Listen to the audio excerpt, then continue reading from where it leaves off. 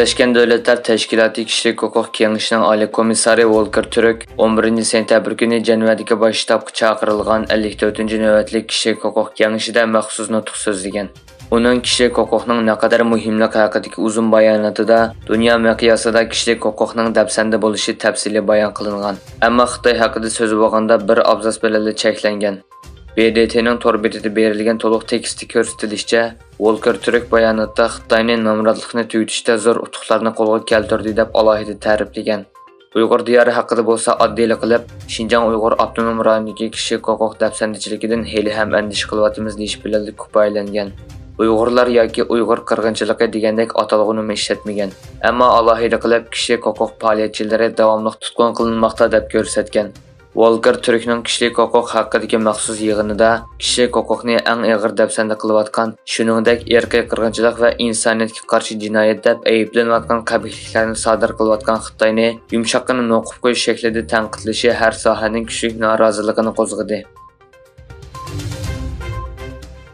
Sharq Turkistondagi Xitoy rejimi havo mudofaa nuqtaliq shaharlarida bu yilmi bir tutash havo mudofaa signali chilindiganligini e'lon qildi.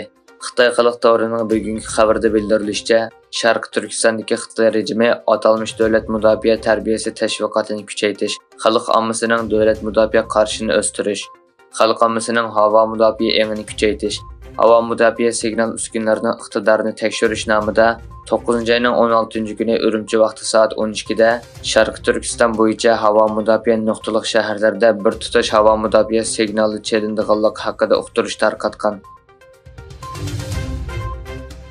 Xitoy iqtisodining davomli ostilganligining alomatlaridan biri sifatida chet eldan bevosita Xitoyga mablag' solish tavallamoqda. Xitoy Savdo ministrligining bayonotiga qaraganda, 1-oydan 8-oygacha bo'lgan aralıqda chet eldan bevosita solgan mablag' 5,1% tavallab 118 milliard dollar bo'lgan.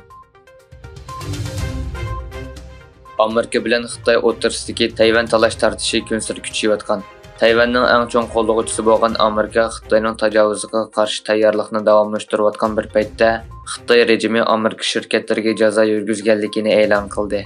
Xitoy Tashqi ishlar ministrligining bayonotchisi Maoning bu vaqtda so'z qilib, Amerika hukumatining Xitoyning qattiq qarshi turishiga qaramay Tayvanning qurol bilan ta'minlashni davomlashtirganligini, bu ahvolning Beijingning egilik huquqi va bexatarlik manfaatiga og'ir ziyon soldiganligini, Lockheed va Martin qatorliq ishga Amerika shirkatiga jazo yurgizganligini o'tirg'a qo'ydi.